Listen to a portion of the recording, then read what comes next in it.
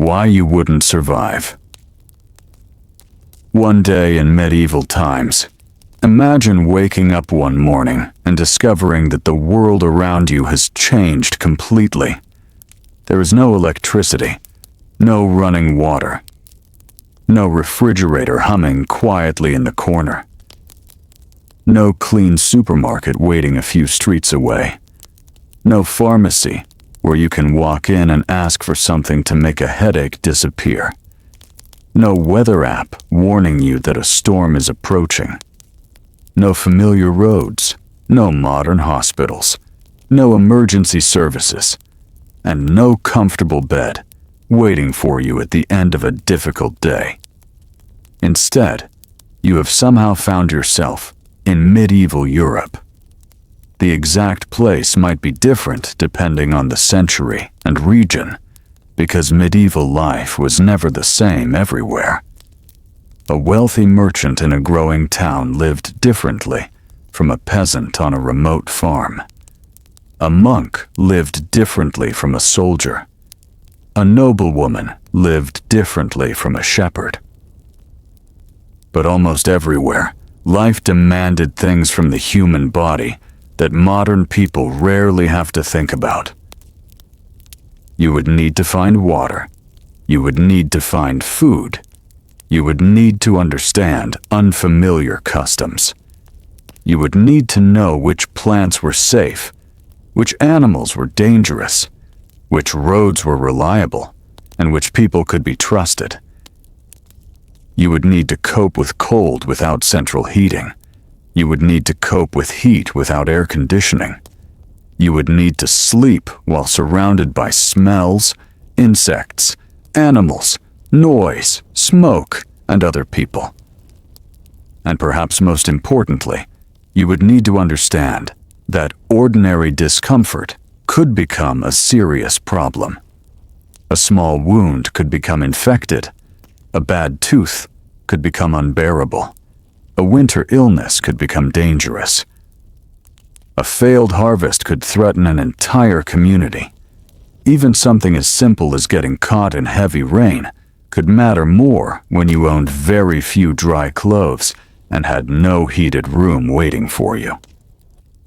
So when we say you probably would not last a day in medieval times, it is not because medieval people were somehow weak or foolish. Quite the opposite. They were extraordinarily adapted to their world. You are the outsider. Your body has been trained by modern civilization. You expect clean water to come from a tap. You expect food to remain safe inside a refrigerator.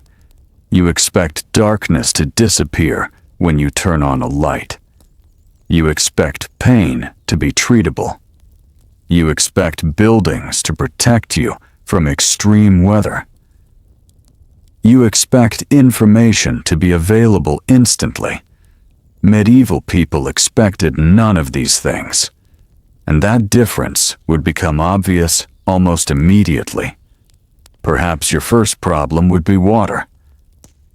Today, you can wake up thirsty and walk into a kitchen. You turn a handle, water appears. You do not need to know where it came from. You do not need to know whether it has been contaminated by animals. You do not need to carry it home. You do not need to store it. You simply drink. In a medieval settlement, water might come from a well, spring, river, stream, cistern, or other local source.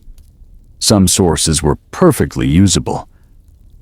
Others could be polluted, and the people living there had generations of practical knowledge about which sources were dependable. You would not possess that knowledge. You might see a clear stream and assume it was safe. But clear water is not necessarily clean water. You might drink from the wrong place and discover later that your confidence had been misplaced. There is also the problem of carrying water. Water is heavy. A liter weighs about a kilogram. A household needs a great deal more than 1 liter. Drinking, cooking, washing, cleaning, feeding animals, and other daily activities all require water. Medieval households therefore had to organize their lives around access to it. The distance between a home and a water source mattered. The quality of the source mattered. The season mattered. Weather mattered. Population mattered. And suddenly, something you barely think about in modern life would become one of the central concerns of your day. Where is the water? Is it safe? How far away is it? Who is responsible for bringing it home? That question alone could reshape your routine. Then there would be food. You might imagine medieval meals as endless plates of roasted meat, bread, cheese, and hearty stew. That image is partly based on real foods, but leaves out the most important question. How much food is available? For many ordinary people, food depended heavily on season, harvest, storage, local production, trade, and wealth. Bread could be extremely important. Grains were valuable because they could be stored and transformed into dependable food. Porridge and other grain-based dishes were common in many places. Vegetables, legumes, dairy products, eggs, fish, and meat all appeared in medieval diets, but access varied enormously. The wealthy could enjoy foods that poorer households rarely tasted. Spices could signal wealth. Imported foods could be expensive. Fresh meat was not something everyone could eat whenever they wished. And there was no supermarket quietly solving the problem for you. If you wanted food tomorrow, somebody had to produce it today. If the harvest failed, there was no global supply chain immediately bringing grain from another continent. If winter stores ran low, the household had a problem. If livestock became sick, the household had a problem. If crops failed repeatedly, an entire region could have a problem. This is one of the hardest differences for a modern person to understand. We tend to think of food as an object. Medieval people often had to think of food as a process. Seed, soil, rain, sun, labor, harvest, storage, preparation, consumption. Every stage mattered, and every stage could fail.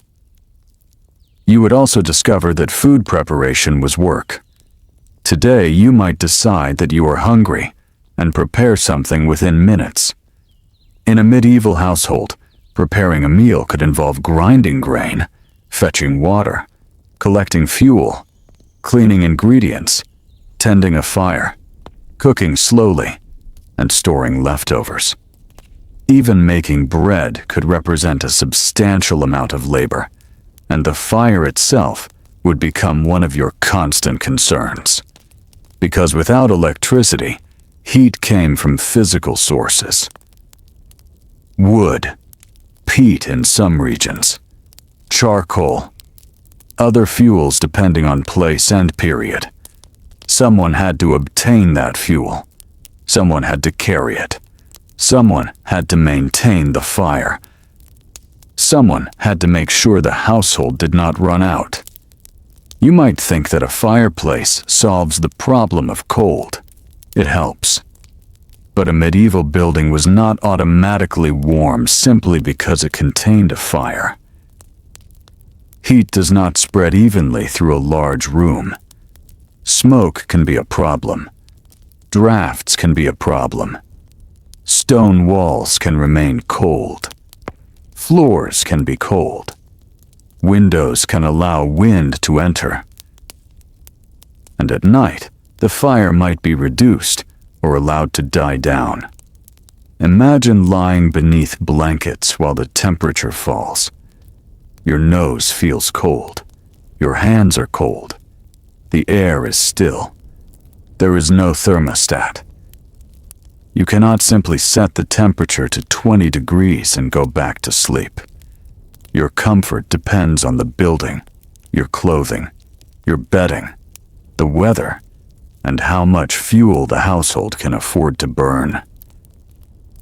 This is where the medieval world begins to feel less like a historical costume and more like a completely different civilization.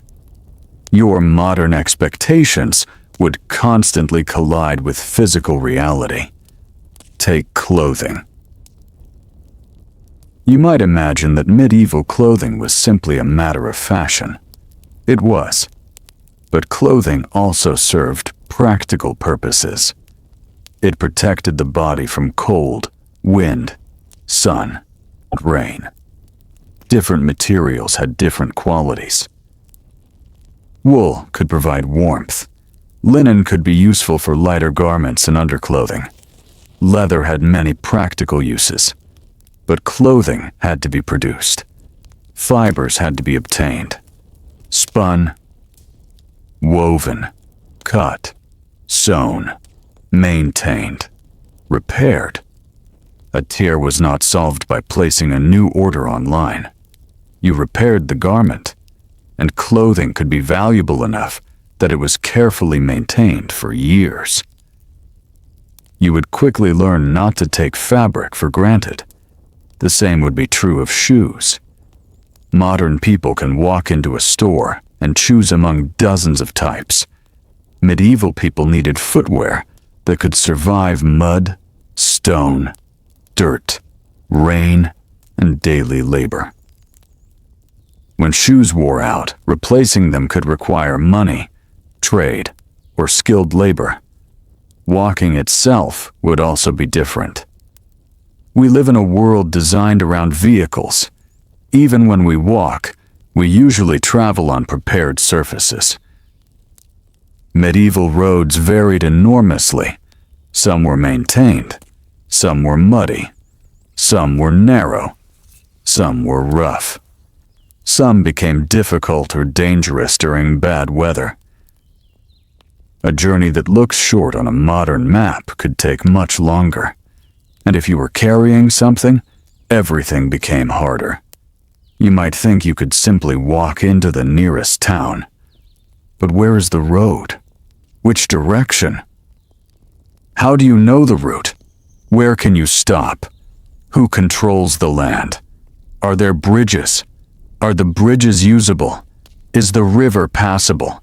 You have no smartphone, no digital map, no GPS, no instant translation service. The landscape itself becomes your map.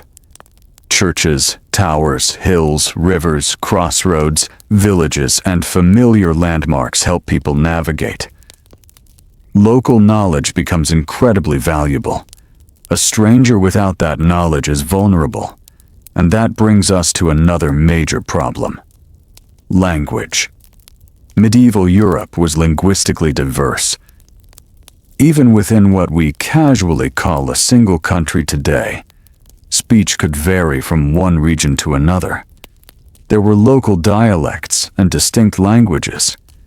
Latin played an important role in religion, scholarship, administration, and law in many parts of medieval Western Europe.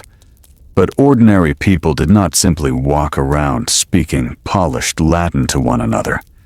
You would encounter local speech, different accents, different vocabulary, different customs. You might not understand what someone is saying. And that matters because communication is not a luxury. You need to understand instructions. You need to ask where you are. You need to buy food. You need to know prices. You need to understand warnings. You need to recognize when someone is telling you something important. Your inability to communicate could make a simple situation surprisingly difficult. Even gestures could be misunderstood. And then there are social rules. Modern life contains countless invisible rules, but medieval society had its own complex systems of status, obligation, custom, religion, occupation, gender expectations, family relationships, and local authority. You might not know whom to greet first. You might not know how formally to speak. You might not understand who has authority. You might enter a place where you are not welcome. You might unknowingly violate a local custom. And because society was strongly structured, your behavior could reveal immediately that you were an outsider. This does not mean everyone would attack you. Most medieval people were not waiting every morning for a stranger to make a mistake. They had families, work, neighbors, religious lives, friendships, markets, arguments, worries, jokes, celebrations, ordinary routines. But communities depend on shared expectations. If you suddenly appeared wearing strange clothes, speaking strangely, carrying unfamiliar objects, and behaving according to modern assumptions, people would notice. Your greatest problem might not be one dramatic event. It might be thousands of tiny misunderstandings. That is what makes the thought experiment so interesting. You would not necessarily die because a knight attacked you. You might struggle because you do not know how to live. Consider washing. Modern hygiene is built into daily life in ways we barely notice. We shower, we wash our hands, we brush our teeth, we wash clothing, we clean kitchens. We use soap, we have toilets, we remove waste from living spaces. Medieval hygiene was not simply non-existent, as popular stereotypes sometimes suggest. People washed. People used soap in many contexts. Bathing existed. Laundering existed. Public bathhouses existed in some medieval cities and regions. Personal cleanliness mattered for cultural and practical reasons. But hygiene infrastructure was very different. There were no modern sewage networks. Waste disposal could be a major urban problem. Toilets varied. Privies, cesspits, latrines, chamber pots, and other arrangements existed depending on location and social status.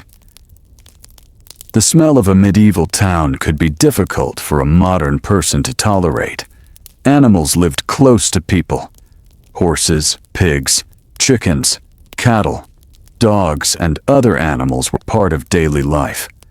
Markets brought food, people, waste, noise, and movement into the same spaces. Smoke filled the air. Craft workshops produced distinctive smells. Tanneries, for example, were notoriously associated with strong odors because of the materials and processes involved. You would not simply walk through a medieval town and experience the clean, carefully managed environment of a modern city. Your senses would notice the difference immediately, and your body would have to adjust. One of the biggest shocks might be the night. Modern night is often not really dark. Street lights, building lights, cars, signs, phones, windows, even distant urban glow. Medieval night could be genuinely dark. Not always completely dark, of course. Moonlight existed. Candles existed. Lamps existed. Fires existed. But artificial illumination was limited compared with modern standards. Light cost resources. Candles required materials. Oil lamps required oil. Fire required fuel. So darkness shaped behavior. People planned activities around daylight. The disappearance of the sun mattered. Imagine trying to find your way somewhere after dark without a flashlight. You would move slowly. You would watch your feet. You would listen carefully. A familiar road during daylight could feel completely different at night. And sleep itself would not necessarily resemble your modern experience. Beds existed. Comfortable bedding existed for those who could afford it. But sleeping arrangements varied widely. Many ordinary people slept on relatively simple bedding. Straw-filled mattresses were used in some contexts. Feather beds existed, especially among wealthier households. Blankets and other coverings varied, and people often slept in shared spaces. Privacy was not the same as it is today. A household might contain several people in a single room or in closely connected spaces. Animals could be nearby. Children could sleep nearby. Guests could share accommodation. The idea that everyone has a private bedroom with a door, heating, electricity, and a soft mattress is extremely modern. You would have to adapt. Then comes the question of illness. This might be the greatest challenge of all. Medieval people knew many remedies. They had medical traditions based on ancient Greek and Roman ideas, local practices, herbal knowledge, religious practices, observation, and experience. Some treatments could help. Others were ineffective. Some could be harmful. Medical knowledge varied by place and practitioner. There were physicians. There were surgeons. There were apothecaries. There were midwives. There were healers. There were people with practical experience who knew how to treat everyday injuries. So it would be wrong to imagine medieval medicine as nothing more than superstition. But modern medicine possesses tools medieval people did not. Antibiotics. Modern anesthesia, sterile surgery, vaccines, blood transfusion, advanced imaging, laboratory testing, modern understanding of microbes, reliable emergency care. These differences are enormous. Suppose you cut your hand.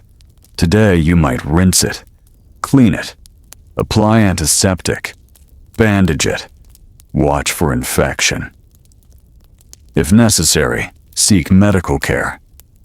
In medieval times, you still had ways to clean and dress wounds.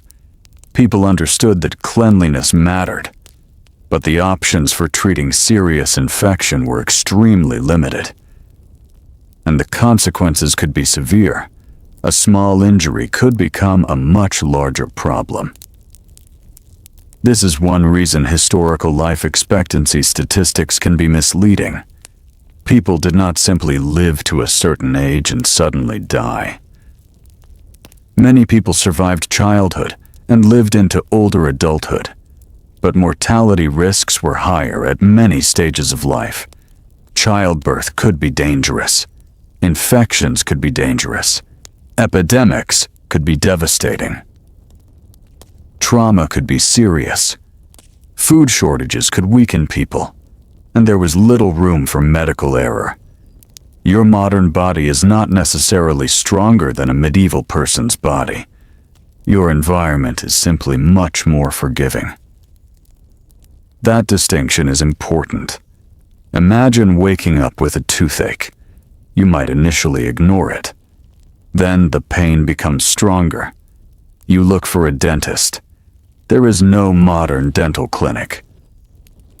There are practitioners who extract teeth and provide various forms of treatment, but the experience is nothing like modern dentistry. There is no comfortable reclining chair with sophisticated equipment. There is no modern local anesthetic in the form you expect. There is no X-ray showing the exact structure of the problem, and if the tooth becomes infected, the consequences can be serious. Suddenly, something as ordinary as a tooth becomes a reminder of how fragile the body can be. your body would also have to deal with parasites. People in the medieval world encountered parasites more commonly than modern people in many industrialized societies. Lice, fleas, intestinal parasites, and other pests were part of life.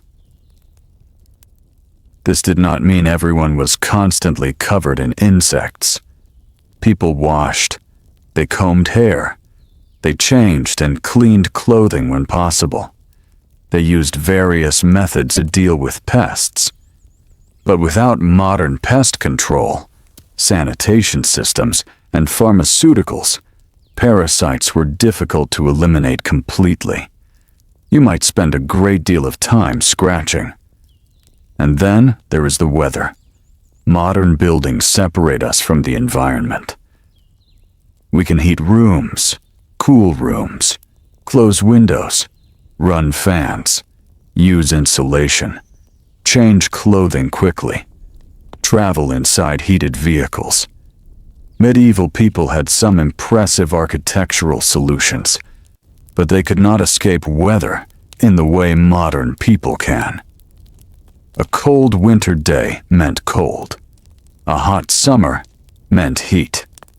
Heavy rain meant wet roads. Strong winds meant structural concerns. Snow could block movement. Flooding could damage homes and fields. Drought could threaten crops. Weather was not merely something to discuss. It could determine survival. Farmers watched the sky. They watched the soil. They watched crops. They watched animals. They planned according to seasons. A modern person might think of weather as an inconvenience. For many medieval households, weather could influence whether there would be enough food months later. That means your first day in medieval society would be connected to a much larger system. You would quickly discover that everything depends on something else. Food depends on crops. Crops depend on weather. Weather affects roads. Roads affect trade. Trade affects prices. Prices affect households. Households depend on labor. Labor depends on health. Health depends partly on food and living conditions. Everything connects. And because there are fewer technological buffers, disruptions can spread quickly. This is why medieval people developed extraordinary habits of preparation. They preserved food. They repaired tools. They stored fuel. They saved useful materials. They reused objects. They learned practical skills. They relied on neighbors and relatives. They developed local knowledge. Modern life encourages specialization. You might know how to use a computer, but have no idea how to grow wheat. You might know how to drive a car, but have never repaired a leather shoe. You might know how to order food online, but not know how to preserve meat. Medieval households often needed broader practical knowledge. Someone needed to know how to maintain the home. Someone needed to prepare food. Someone needed to understand animals. Someone needed to mend clothing. Someone needed to preserve supplies. Someone needed to understand seasonal work. Someone needed to recognize local plants. Someone needed to know where water could be found. Children learned many of these things gradually. You would arrive knowing almost none of them. That would make you dependent. And dependence is dangerous when you are suddenly outside your familiar civilization. Imagine that you have survived the first few hours. You have found water. You have eaten something. You have avoided making an obvious social mistake. Now you need money. But what is your money? Modern banknotes are useless. Your credit card is useless. Your phone is useless. Your digital wallet is useless. You need locally accepted currency or goods. Coins existed, but their value and availability varied. You might have no idea how much something costs. You might not recognize denominations. You might not know whether a price is fair.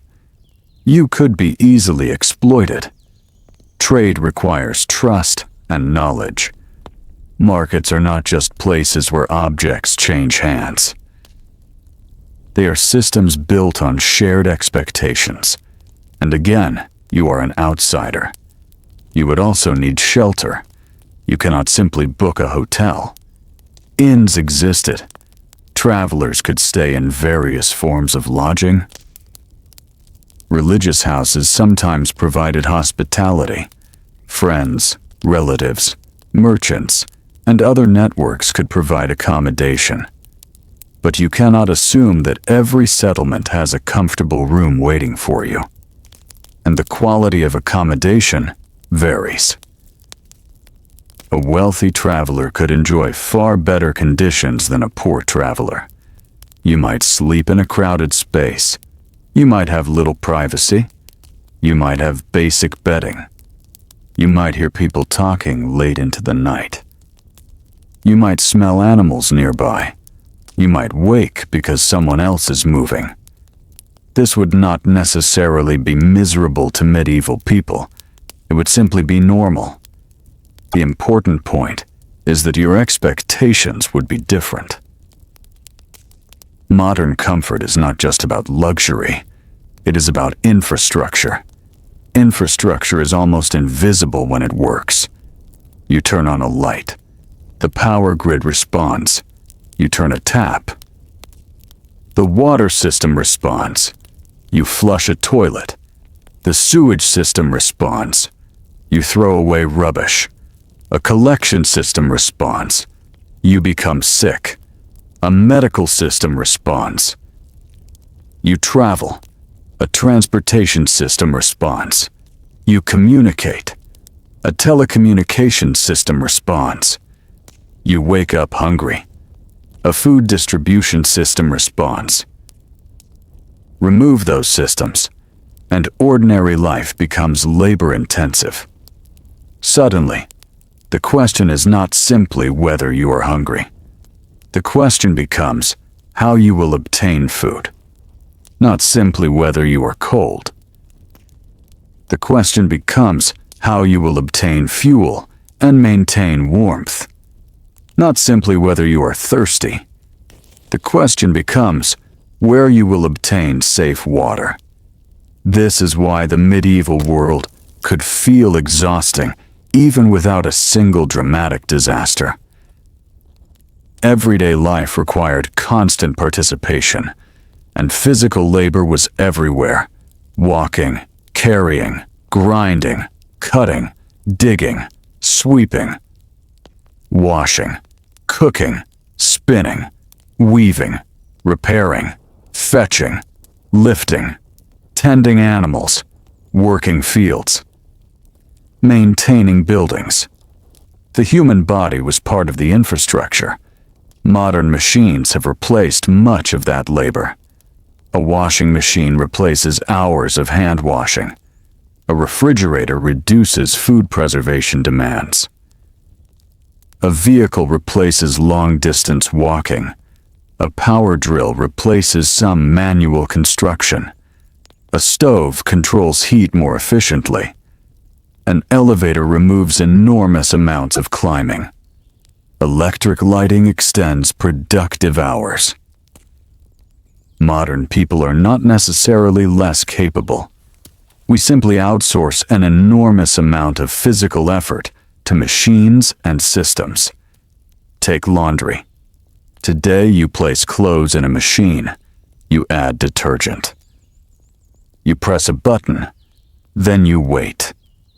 In medieval households, washing clothing could involve water, soap, beating, rubbing, rinsing, drying, and repeated physical work. Water had to be obtained. Fuel might be needed for heating it. Clothing had to be handled manually. Drying depended on weather and space. The process was labor. Now imagine doing that while also preparing food, caring for children, tending animals, maintaining a home, and completing other tasks. The day becomes full very quickly. And the same is true for cooking.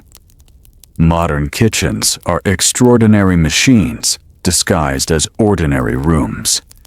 You have sharp tools, controlled heat, running water, refrigeration, storage containers, processed ingredients, electric appliances, reliable cookware. Even the supermarket itself is a technology. It concentrates thousands of products in one location.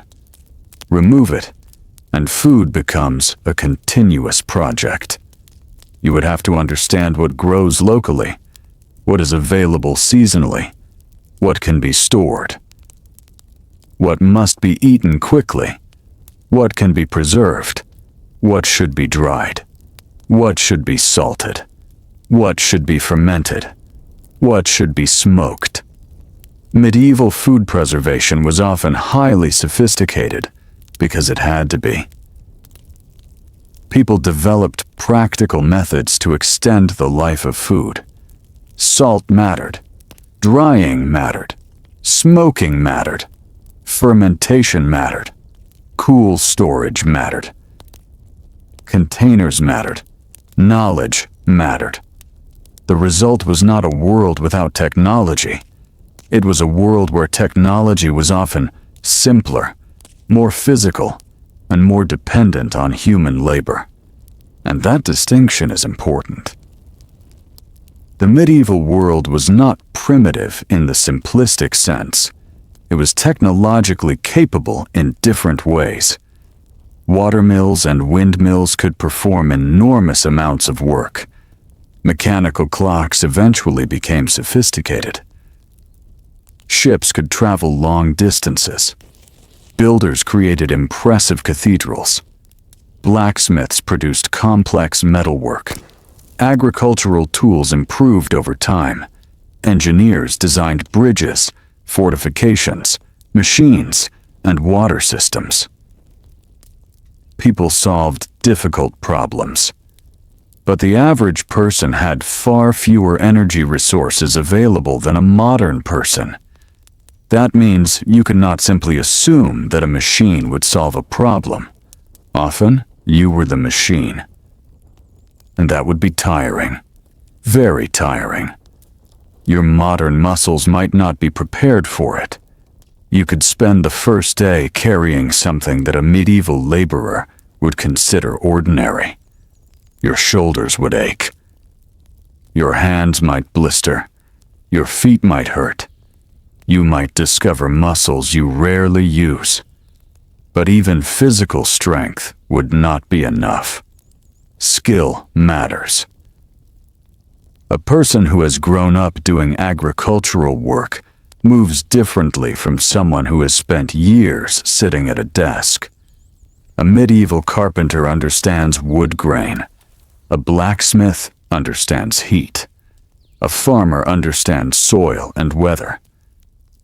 A shepherd understands animals. A miller understands machinery.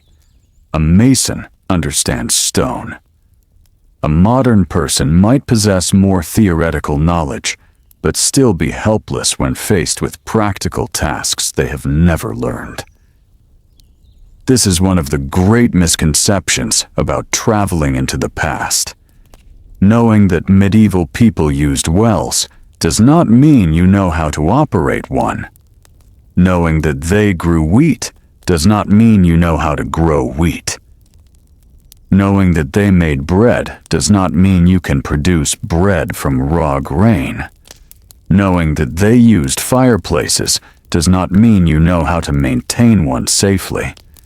Knowledge about history is not the same as practical survival knowledge. And the medieval person standing beside you would probably know this immediately. They would see your hands, your clothing, your tools, your movements, your confusion. They would know that you are unfamiliar with their world. The most realistic version of your first day would probably not involve constant danger. It would involve constant learning and constant embarrassment.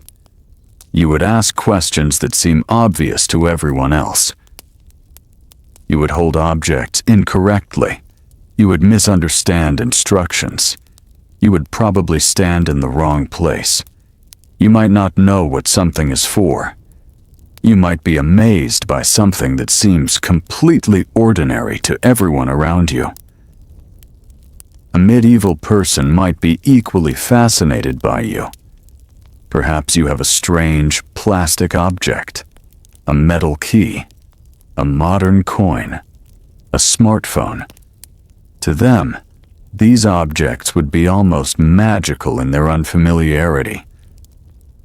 But the real problem is that none of them would help you much. Your smartphone cannot connect to anything. Your bank card cannot access your account. Your electric flashlight has no convenient way to recharge. Your synthetic clothing may be durable, but once damaged, you cannot simply order another garment. Modern technology becomes strangely powerless when separated from its supporting systems. That is another lesson of medieval life. Technology is never just an object. It is a network. A modern phone depends on towers, satellites, electricity, software, manufacturing, data centers, cables, engineers, and global supply chains. Remove the network, and the device becomes a small piece of glass and metal. A medieval person may have owned fewer technologies, but the technologies they used were often deeply integrated into local life. A plow depended on animals, metalworkers, woodworkers, farmers, soil, and seasonal knowledge. A mill depended on water or wind, machinery, maintenance, and skilled workers. A fireplace depended on fuel, construction, and constant human attention. The systems were smaller, but they were real. You would have to enter those systems somehow. And if you wanted to survive beyond the first day, you would need to become useful. That might be your greatest challenge. A community has limited resources. If you cannot contribute, you are dependent on others. Perhaps you can write. Perhaps you can perform a useful craft. Perhaps you understand something valuable. But even then, your knowledge would need to translate into practical benefit. Knowing modern chemistry does not automatically make you a medieval apothecary. Knowing modern engineering does not automatically give you the tools to build a modern machine. Knowing how computers work does not help when there are no computers. You would need to identify knowledge that can be applied with medieval materials. That could be surprisingly difficult. And this is where the thought experiment becomes deeper. The question is not really, would you survive medieval times? The question is, how much of your modern life is supported by systems you never think about? The answer is almost everything. Your clean water, your food, your medicine, your transportation, your lighting, your communication, your clothing, your housing, your sanitation, your heating, your entertainment, even your ability to relax. Modern leisure is possible partly because machines perform so much work. A medieval evening might involve conversation, storytelling, music, games, reading for those who were literate and had access to texts, religious practices, social gatherings, or simply rest. There was leisure, there was joy, there was laughter, There were festivals. There were weddings. There were songs. There were markets. There were games. Medieval life was not a continuous misery. That would be another unfair stereotype. People adapted. They built communities. They celebrated. They fell in love. They raised children. They told jokes. They complained about neighbors. They enjoyed good meals. They appreciated sunshine. They valued friendship. They found comfort in familiar routines. And perhaps that is exactly what would make your experience so interesting. After the initial shock, you might begin to notice something unexpected. People were not thinking about surviving every second. They were living. They had normalized their environment. A muddy road was simply a muddy road. A smoky room was simply a smoky room. A cold morning was simply a cold morning. A difficult journey was part of life. Their standards of comfort were shaped by what they knew. You would bring modern standards with you. That is why everything would feel extreme. The cold would feel colder. The darkness would feel darker. The silence would feel stranger. The smells would feel stronger. The physical work would feel harder. The uncertainty would feel greater. You would constantly compare the past with the present, and the present would win almost every comparison. But medieval people were not comparing their lives with ours. They were comparing today with yesterday. Was the harvest better? Was the winter milder? Was the market crowded? Was the road safe? Was the price of grain rising? Was the baby healthy? Was the cow producing enough milk? Was there enough firewood? Was the roof holding? These were the questions that mattered. And slowly, you might begin to understand the rhythm of their world. Morning comes. Work begins.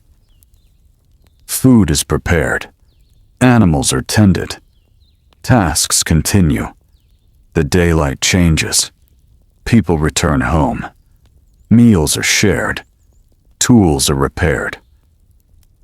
Clothing is mended. The fire burns. Darkness arrives. And eventually, sleep. The cycle continues.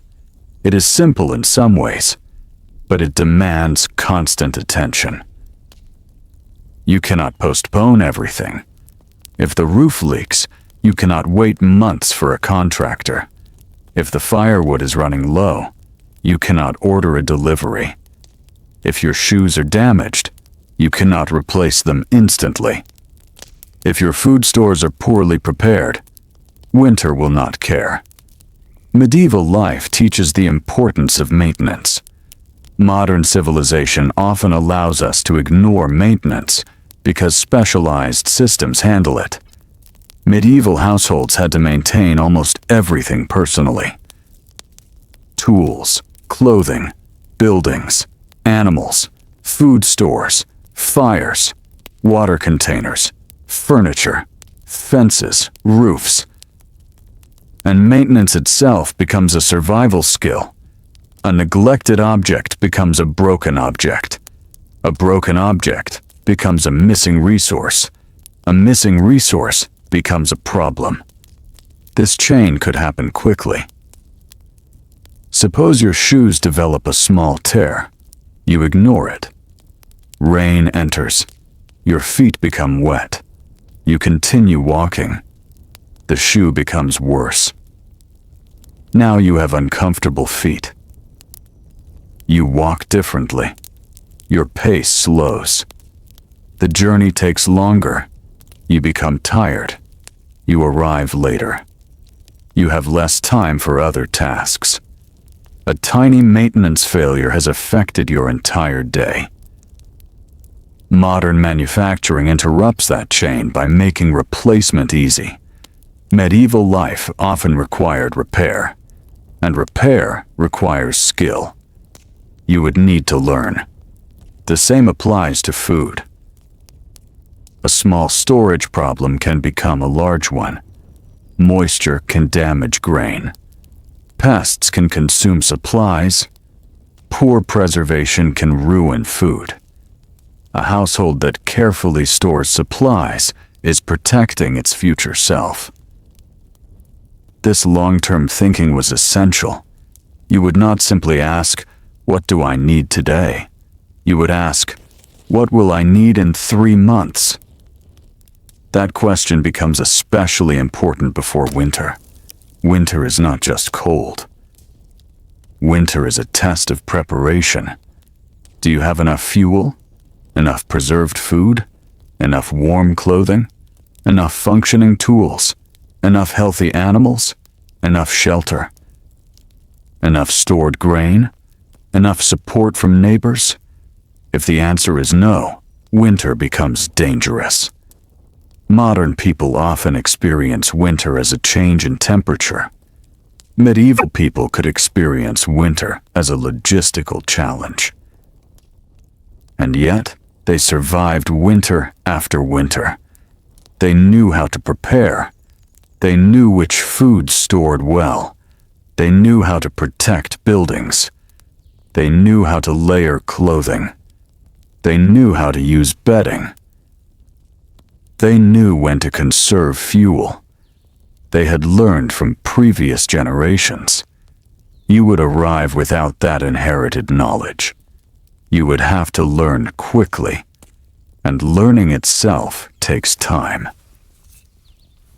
This is perhaps why you would not last a day in medieval times in the literal sense, not because death would be guaranteed, but because your first day would expose just how dependent you are on a world designed for you.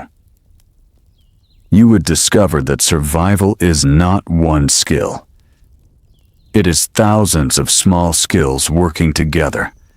Finding water, finding food, finding shelter, understanding people, understanding roads, understanding weather, understanding tools, understanding animals, understanding your own limits, knowing when to work, knowing when to rest, knowing what to save, knowing what to throw away, knowing what can be repaired, knowing what cannot, and perhaps most importantly, knowing what you do not know.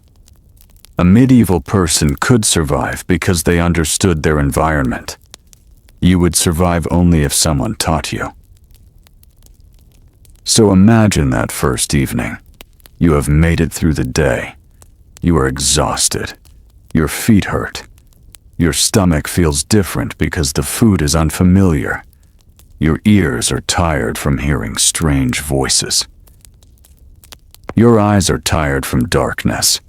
Your mind is tired from constantly translating ordinary events into questions. Why is the fire arranged that way? Where is the water? What is that smell? Why is everyone doing that? Where does this road lead? When does the market open? Who owns this land? Where do I sleep? What happens tomorrow? And then you realize something. Tomorrow is going to be exactly as demanding. There is no pause button, no weekend recovery from civilization. The medieval world does not care that you are tired. The animals still need feeding. The fire still needs attention. The water still needs carrying. The food still needs preparing. The tools still need repairing. The weather still changes. The sun still rises. And slowly, quietly, you begin to understand why medieval people were so resilient. Their resilience was not mysterious. It was trained into everyday life. They practiced. They repeated. They learned. They adapted. They relied on others. They passed knowledge from one generation to the next, and they built lives within the limits of their world. You, meanwhile, would have to begin again. Not as a modern person visiting the past, but as a human being learning how to live without modern civilization. And that is a much harder journey than it first appears, because the greatest shock would not be the castle. It would not be the armor. It would not be the horses. It would not be the muddy streets. It would not even be the lack of electricity. The greatest shock would be realizing how much of ordinary life you have never had to think about. Water, food, heat, light, clothing, shelter, health, transport, communication, safety. All of these things surround you today so completely that they become invisible. Remove them, and suddenly they become the entire story. And as the night grows quieter, the fire slowly settles, and the last sounds of the household fade into the darkness. You might finally understand the real reason you would not last a day in medieval times. It is not that medieval people were tougher because they were born centuries ago. It is that they knew their world, and you do not. Tomorrow, if you are going to survive, you will have to begin learning. You will need to find out where the water comes from. You will need to learn what food can be trusted. You will need to understand the rhythm of the household. You will need to learn the roads. You will need to discover who your neighbors are. You will need to find work. And before long, you will have to confront something even more important. You will have to learn how medieval people understood health, illness, pain, injury, and death. Because once you step beyond the first day's discomfort, the greatest challenge of medieval life is waiting there quietly, the human body. And in the medieval world, the body could be remarkably strong. But it could also be frighteningly vulnerable. That is where our journey continues. And now, as the first day of your medieval journey begins to fade into the darkness, you are left with a strange realization. The hardest part was never the castle. It was never the sword. It was never the possibility of meeting a knight on horseback. The hardest part was everything ordinary. The things you normally never think about. Water, food, warmth, light, sleep, health, clothing, work, time, and the simple question of what happens when something goes wrong. In the modern world, most problems have layers of protection around them. If your roof leaks, you call someone. If your refrigerator breaks, you repair it. If you become sick, you seek medical care. If your shoes wear out, you buy another pair. If you need food, you go to a shop.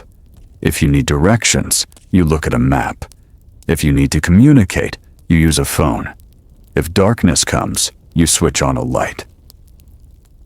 The medieval person did not live inside those layers. They lived much closer to the consequences of ordinary mistakes. And now you are beginning to understand that.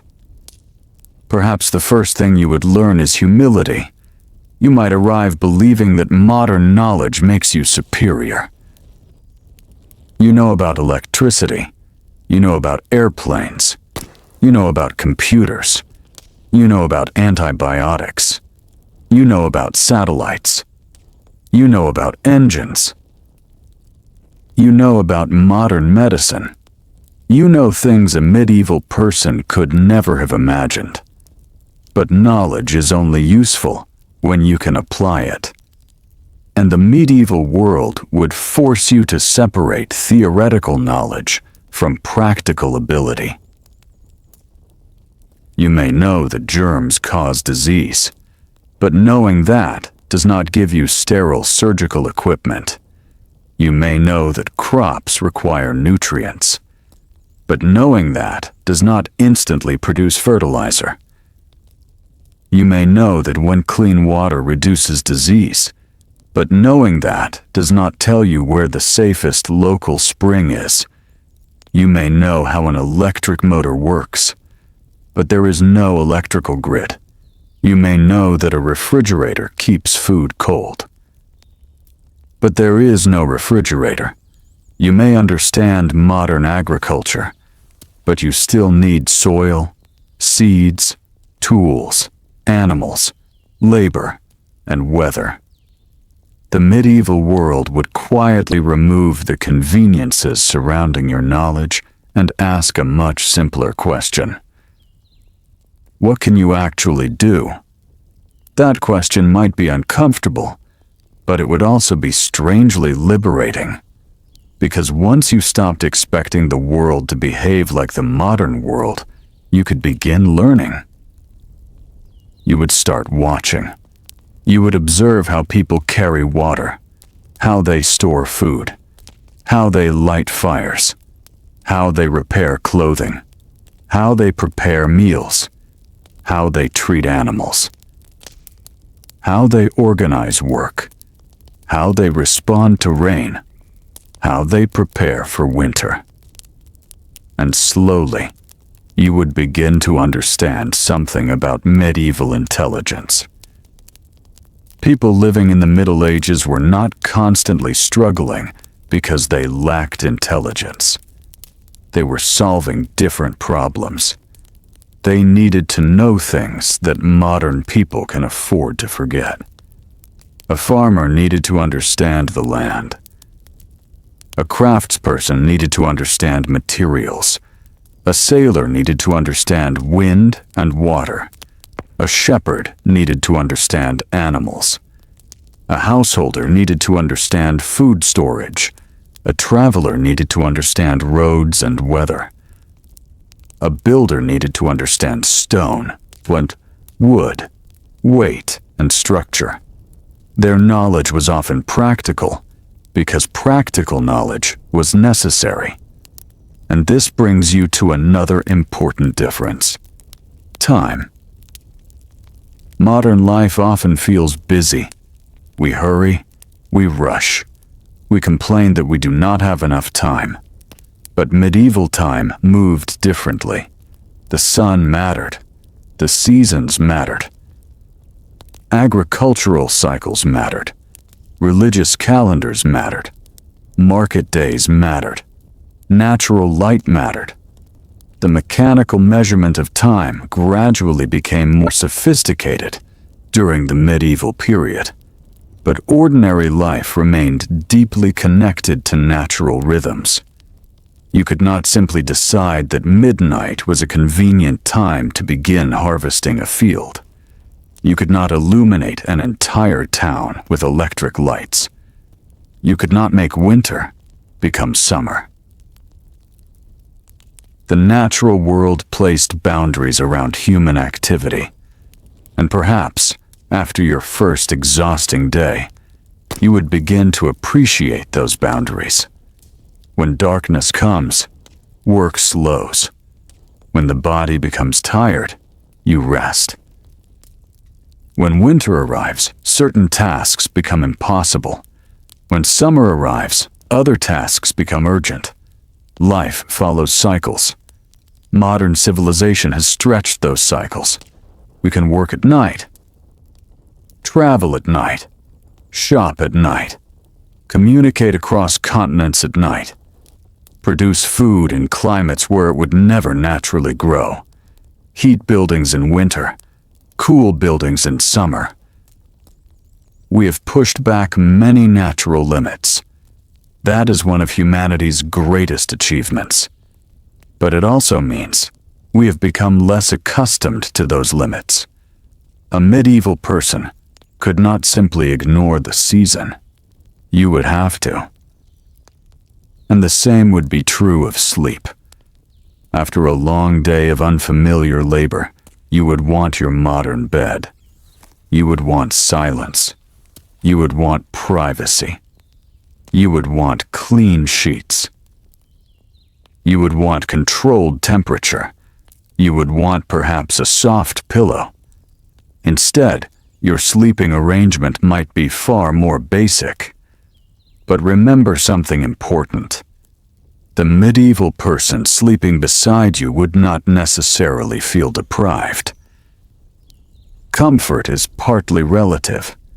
If you have grown up with simple bedding becomes normal. If you have grown up sleeping in a room shared with others, privacy becomes a luxury rather than an expectation. If you have grown up with cold winters, a thick blanket can feel wonderfully warm. If you have grown up waking with daylight, darkness does not feel like an obstacle. The human mind adapts. And this is perhaps the most remarkable part of the entire journey. You could adapt too.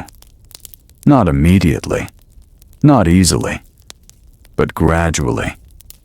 The first night would feel strange. The first morning would feel worse. Your body would ache. Your mind would be exhausted. But after days became weeks, something would begin to change. You would learn. You would become less dependent. You would recognize familiar faces. You would understand local speech. You would know where water came from. You would recognize certain foods. You would learn how to keep warm. You would become better at walking. You would understand the rhythm of work.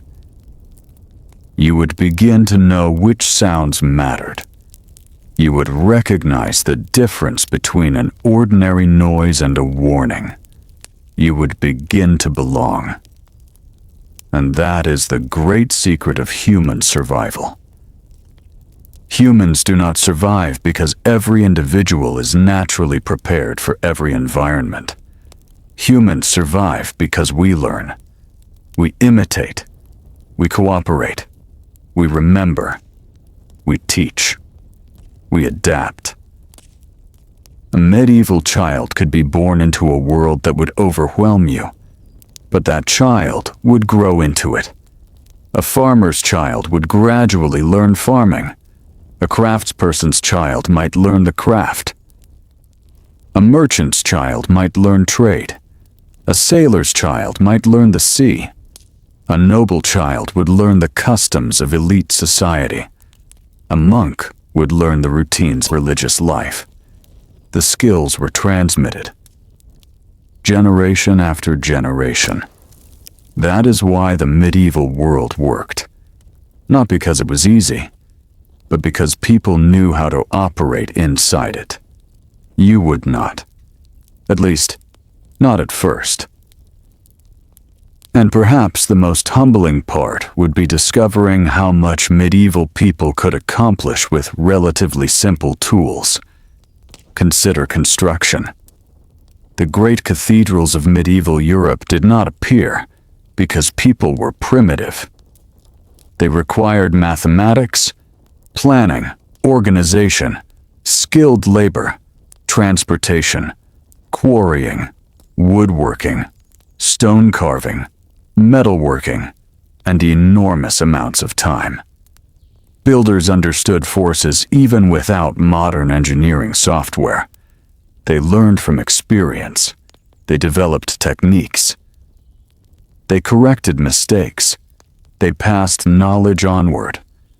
You might look at a medieval cathedral and wonder how people could possibly build such a structure without modern machinery. The answer is that human beings are remarkably capable when given enough time, organization, skill, and cooperation. The same principle appears everywhere. Medieval ships could cross dangerous seas. Farmers could transform landscapes. Craftspeople could create precise objects. Metalworkers could produce tools and weapons. Textile workers could produce enormous quantities of cloth through labor-intensive processes. Masons could shape stone. Carpenters could create complex wooden structures. None of this required modern electricity. It required human knowledge.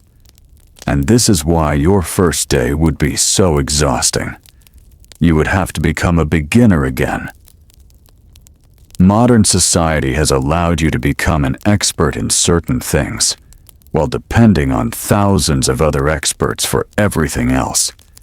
You may know how to use a smartphone, but you do not need to know how the glass was manufactured.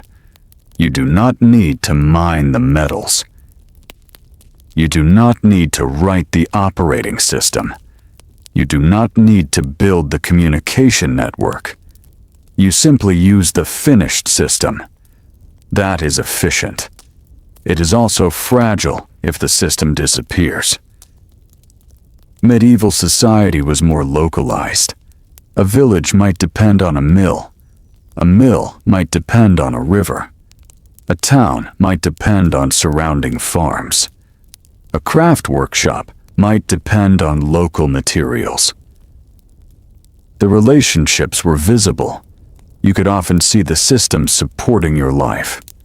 The field outside the village was connected directly to the bread on your table. The animals in the yard were connected directly to food, clothing, transport, and labor. The forest was connected to fuel and construction. The river was connected to water, fishing, transportation, and mills. The environment was not a distant background. It was part of the household.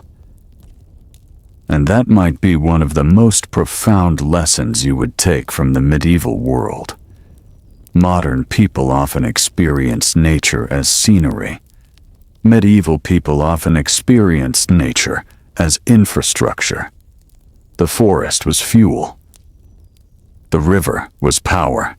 The soil was food. Animals were labor. Rain was either blessing or problem. Sunlight was time. Cold was a threat. And this made people extremely attentive to their surroundings. You would learn to watch the clouds, the soil, the animals, the fire, the food, the roof, the road, the water. Small changes could matter.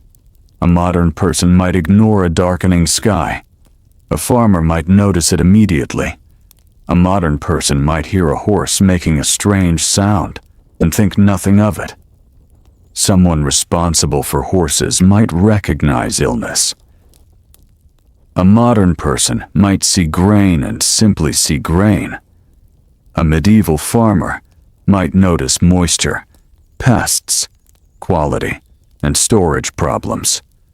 Knowledge was hidden inside ordinary things. And once you began noticing those things, the medieval world would start to make more sense.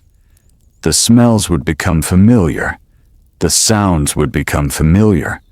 The work would become familiar. The darkness would become familiar. The cold would become familiar. You would still miss modern life. You would probably miss hot showers.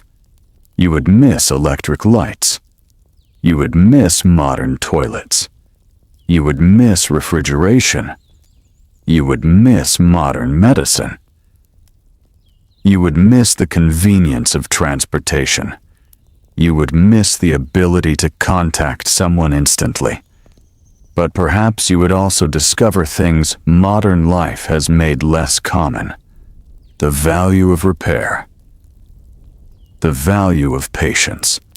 The importance of local knowledge. The importance of neighbors. The feeling of knowing where your food came from.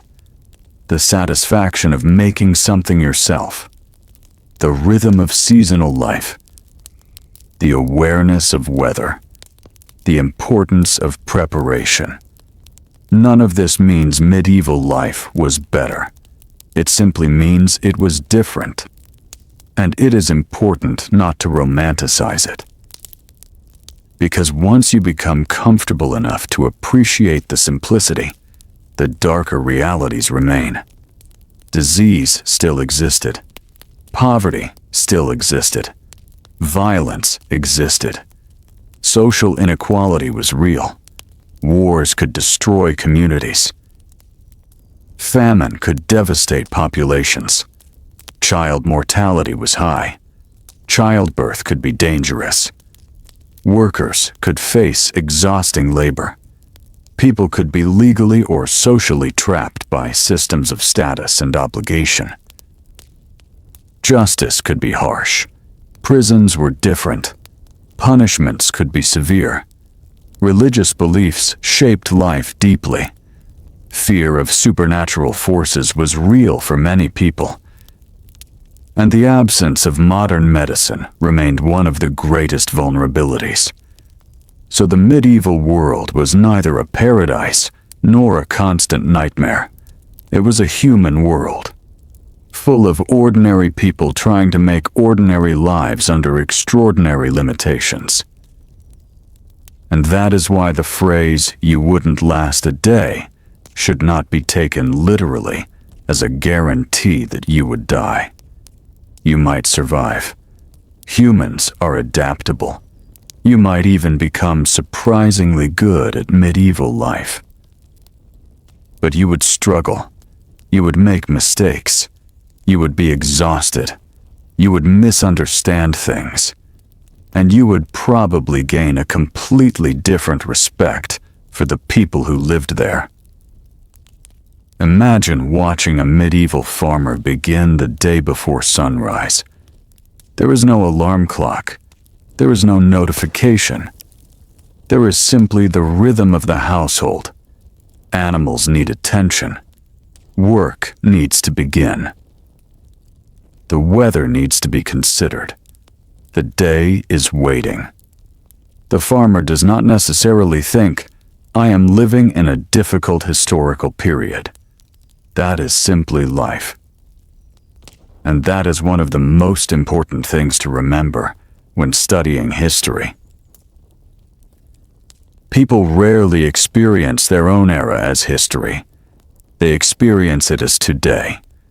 They worry about today's food, today's weather, today's work, today's arguments, today's family, today's money, today's illness, today's plans.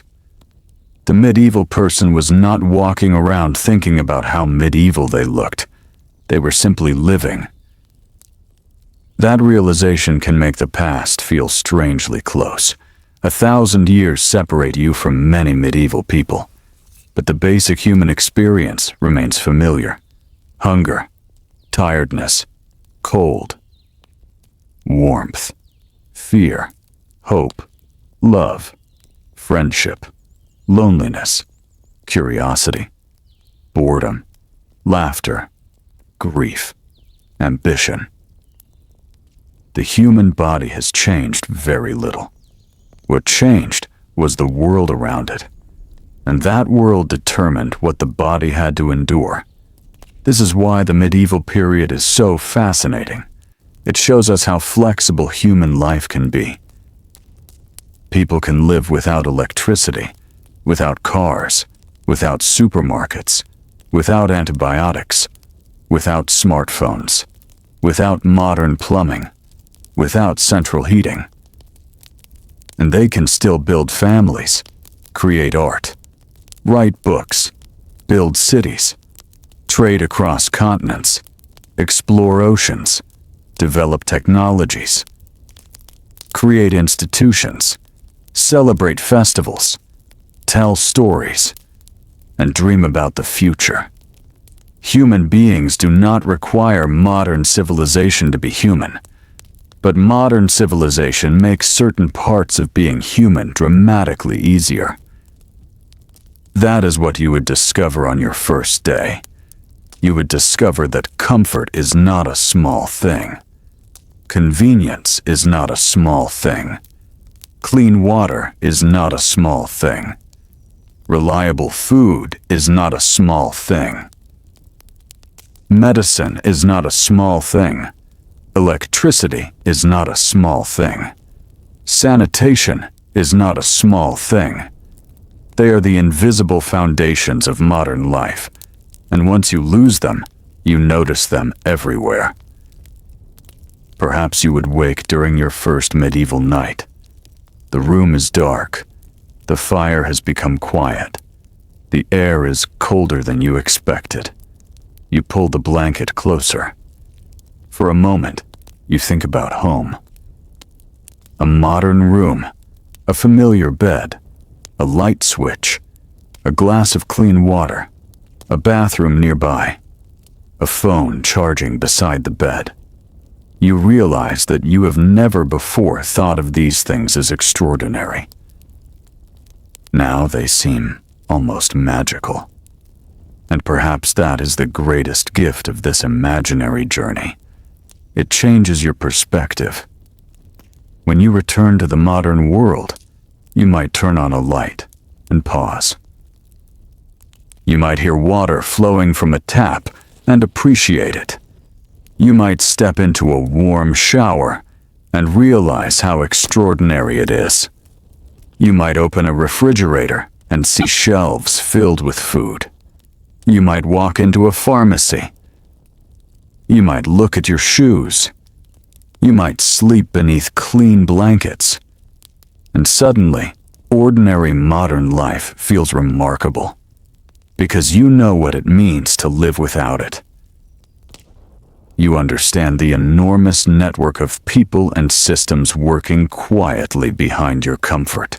Engineers, farmers, drivers, electricians, builders, doctors, nurses, sanitation workers, manufacturers, scientists, teachers, mechanics.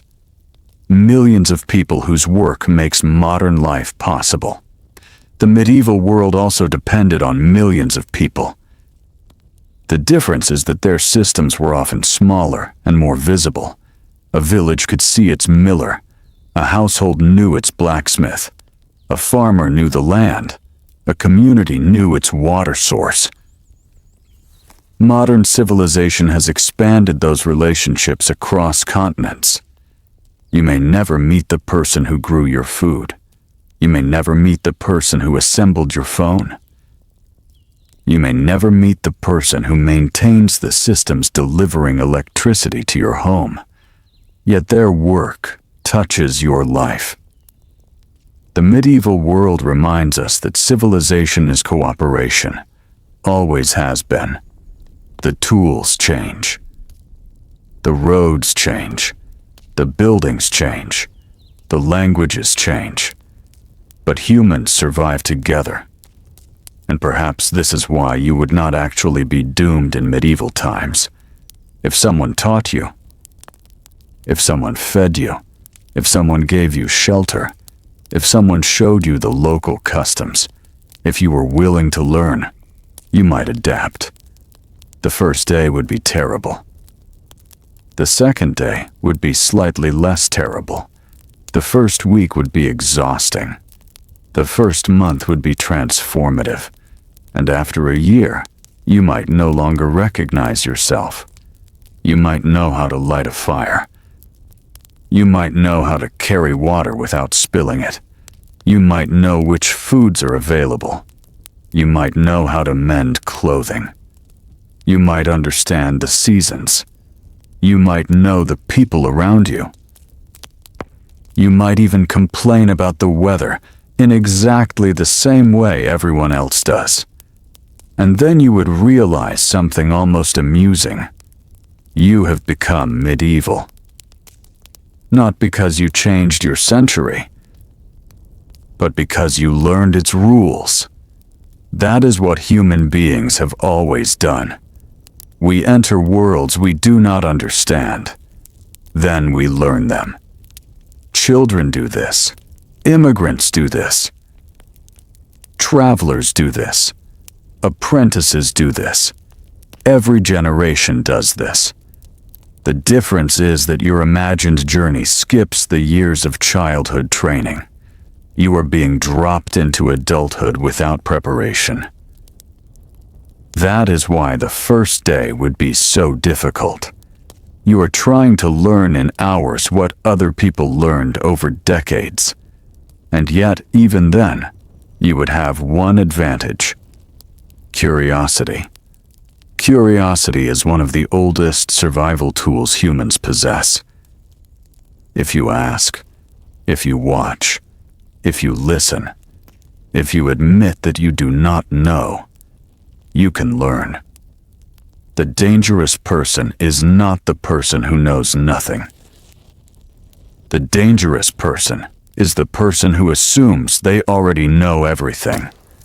The medieval world would punish that assumption. You would learn to ask before drinking, ask before touching, ask before entering, ask before eating, ask before traveling, ask before using a tool. And slowly, the strange world would become less strange. The roads would become familiar. The faces would become familiar. The sounds would become familiar. The nights would become familiar. And perhaps, one evening, you would sit quietly beside a fire and realize that you are no longer thinking about survival. You are simply living. You are tired from work. You are hungry. You are warm enough. You know what tomorrow requires. And that feeling would be surprisingly peaceful. Because the medieval world, despite all its hardships, could offer something modern life sometimes struggles to provide: a clear connection between effort and result. You carry water. Now you have water. You gather wood. Now you have fuel. You repair the roof. Now the rain stays outside. You prepare food. Now you can eat. You work the field. Months later, perhaps you harvest. The connection is not always fair. The harvest can fail.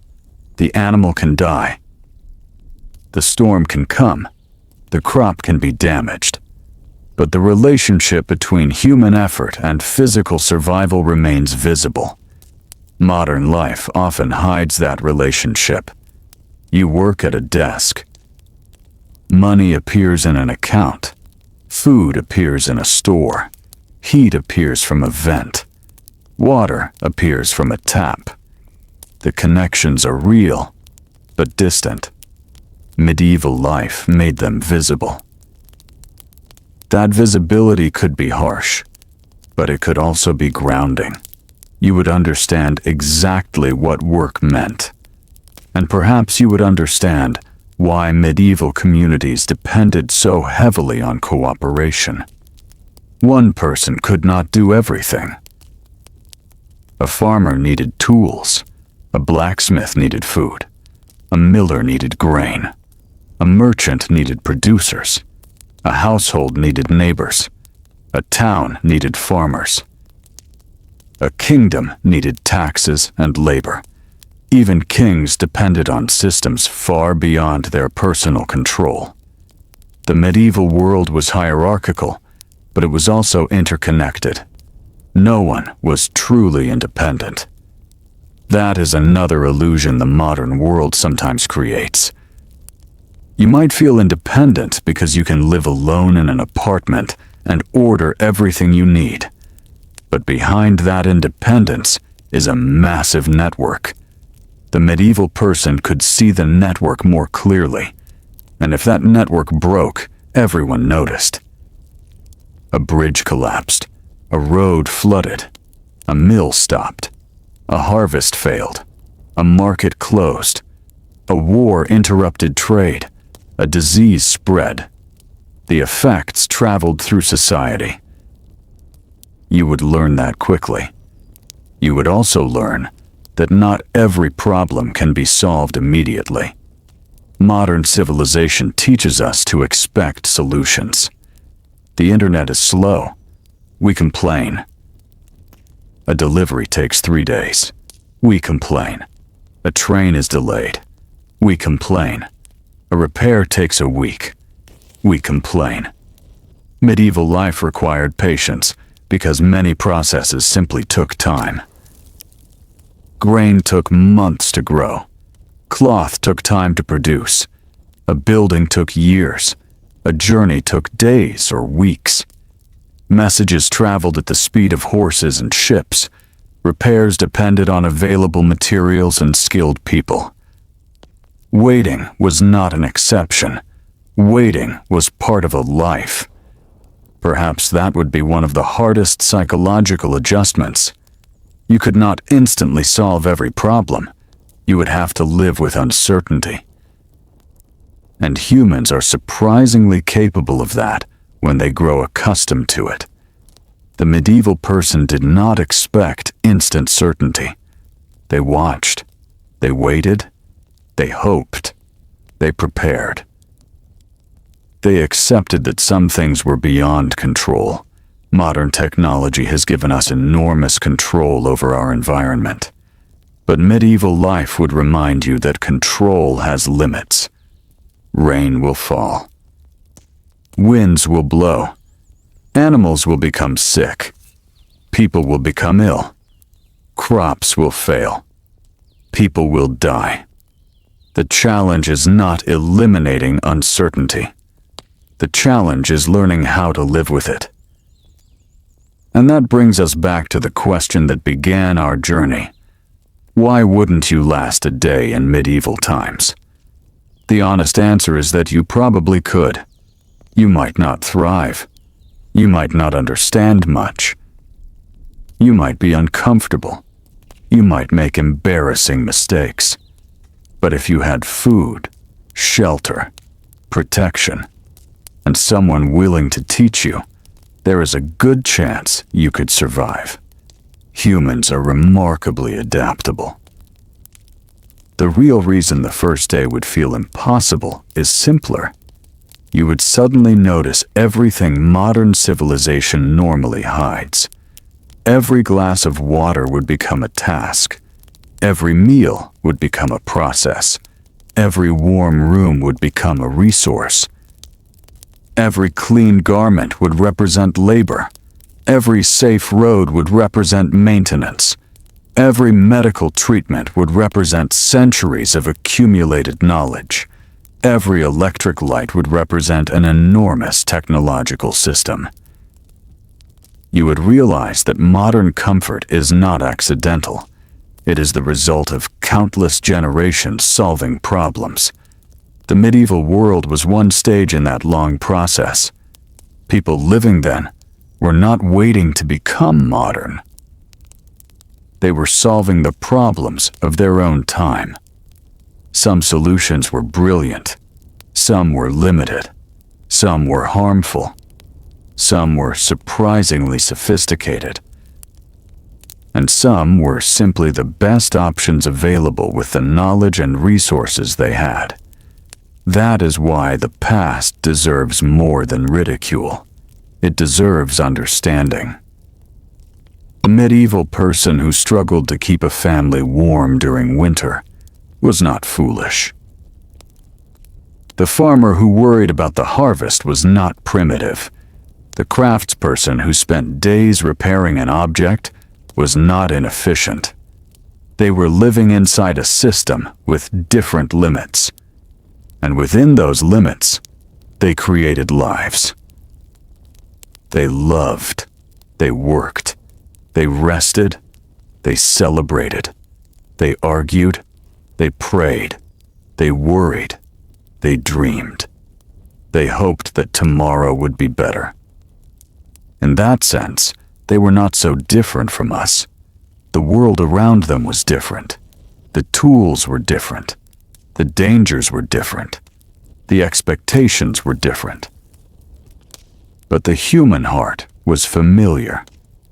And perhaps that is the quiet lesson at the end of this journey. If you were suddenly transported into medieval Europe, you would probably spend your first day feeling helpless. But the medieval people around you would not necessarily see themselves that way. They would simply see another day, another morning, another set of tasks, another meal, another evening, another night. Their world was demanding, but it was their world. They knew its rhythm, and if you stayed long enough, perhaps you would learn it too. You would learn to notice the weather before leaving the house. You would learn to save useful materials. You would learn to repair instead of replace. You would learn to carry less.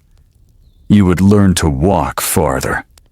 You would learn to sleep with fewer comforts.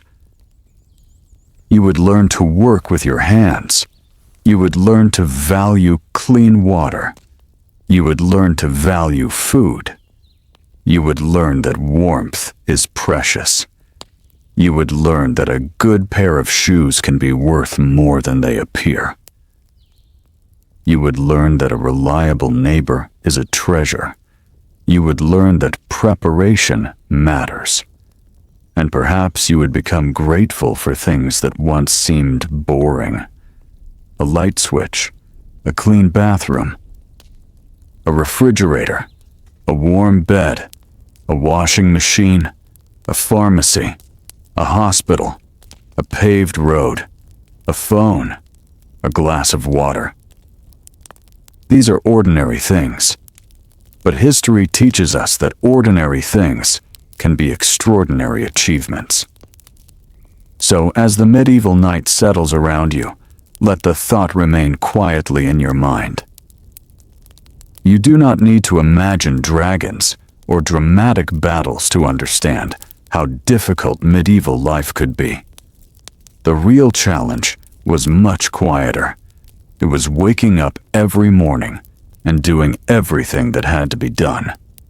Finding food, finding water, keeping warm, maintaining shelter, protecting health, doing work, helping family, maintaining relationships, preparing for tomorrow, and then doing it all again.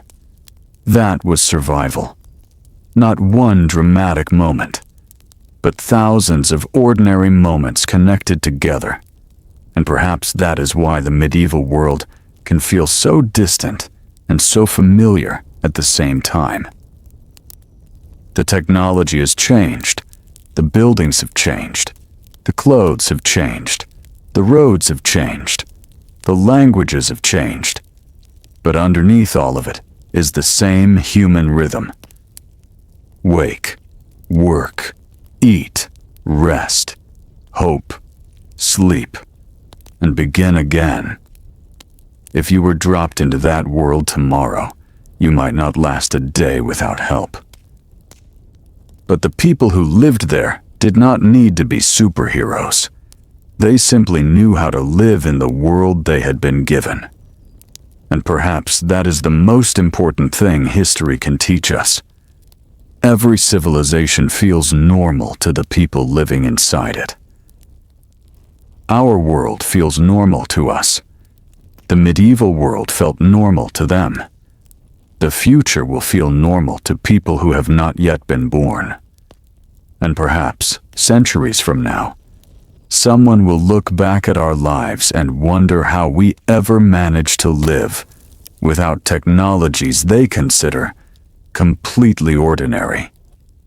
They may be amazed that we once had to drive cars ourselves. They may wonder how we survived traffic. They may wonder how we tolerated slow internet. They may wonder why we spent so much time working. They may wonder why our houses were built the way they were. They may even think some of our habits were strange. And that is the beautiful thing about history. It keeps reminding us that normal is temporary. Comfort is relative. Technology changes. Societies change. But people continue, generation after generation, learning, adapting, building, remembering, and sleeping at night, hoping that tomorrow will be a little kinder. So perhaps you really would not last a day in medieval times, at least not without feeling completely overwhelmed. But if someone gave you time, if someone taught you, if you listened carefully, if you learned from the people around you, if you accepted that your old assumptions no longer worked, then perhaps you could stay. Perhaps you could adapt. Perhaps you could become part of that world. And eventually, one quiet evening, you might sit beside the same fire that once seemed strange. You might hear familiar voices. You might smell familiar food. You might recognize the sound of the wind outside. You might know exactly where the water is. You might know exactly what tomorrow requires. And for the first time, you would stop thinking about how difficult medieval life was. You would simply be living it. The fire would burn quietly. The night would deepen. The work of the day would finally be finished. And somewhere beyond the walls, the medieval world would continue moving gently through the darkness. Tomorrow would bring another morning, another task, another meal, another journey, another ordinary day. And that, more than anything else, is what medieval life was. Not a story of people constantly fighting for survival, but a long collection of ordinary days. Days that people filled with work, family, food, faith, friendship, worry, laughter, and rest. Days that seemed ordinary to them. Days that became history to us. And now, as the last sounds fade and the darkness becomes peaceful, you can finally understand why you would not last a day in medieval times. Not because the people were monsters. Not because every road was deadly. Not because every meal was dangerous. Not because medieval life was nothing but suffering. You would struggle because you were born into another world. A world with different rules, different expectations, different tools, different rhythms, and different answers to the simplest questions. Where does your water come from? Where does your food come from? How do you stay warm? How do you travel? How do you heal? How do you communicate? How do you sleep? How do you prepare for tomorrow? The medieval person knew the answers. You would have to learn them, and perhaps, when you finally understood those answers, you would realize something surprisingly comforting. Humans have always been learning how to live. We are still doing it. Our world may be brighter, warmer, faster, cleaner, more connected, more technologically advanced. But we are still trying to solve the same ancient problems: how to feed ourselves, how to protect our families, how to stay healthy, how to build shelter, how to find meaning, how to live with uncertainty, how to survive difficult days, and how to find a little peace before night arrives. That is the quiet connection between you and the people who lived hundreds of years ago. Different worlds, same human beings, different tools. Same needs, different century. Same desire for another peaceful morning. And now the medieval day is over. The fire has become low. The household is quiet. The roads are empty. The fields are dark. The animals have settled. The stars are above you, brighter than they would be in most modern cities. There is no electric glow on the horizon. No notification waiting for you. No traffic. No ringing phone.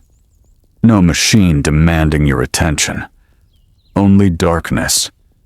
Only quiet. and the slow rhythm of breathing.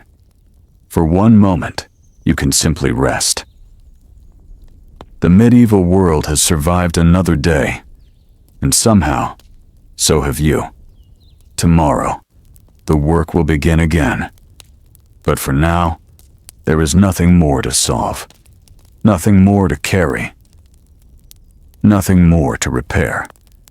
The night is here, and after everything you have learned, perhaps the strangest thing is not that medieval people survived without modern comforts. The strangest thing is how completely they learned to live without them. And maybe that is why, when we look backward through the centuries, the people of the medieval world seem both impossibly distant and wonderfully familiar. They woke beneath roofs they trusted. They ate food they understood. They walked roads they knew. They spoke languages that felt natural. They worried about tomorrow. They hoped for better weather. They cared about their families. They went to sleep. And then they woke again, just as we do. History is filled with kings and queens, wars and castles, inventions and disasters. But beneath all those grand stories is something much quieter. Millions of ordinary people waking up. Millions of ordinary people doing the work of the day. Millions of ordinary people trying to make it safely to tomorrow. And perhaps that is the real story of medieval life. Not simply that it was difficult, but that people made lives inside that difficulty. They adapted. They endured. They created. They loved. They remembered. And eventually, they became the ancestors of the world we know. So when you look around your modern room tonight, remember just how extraordinary the ordinary has become.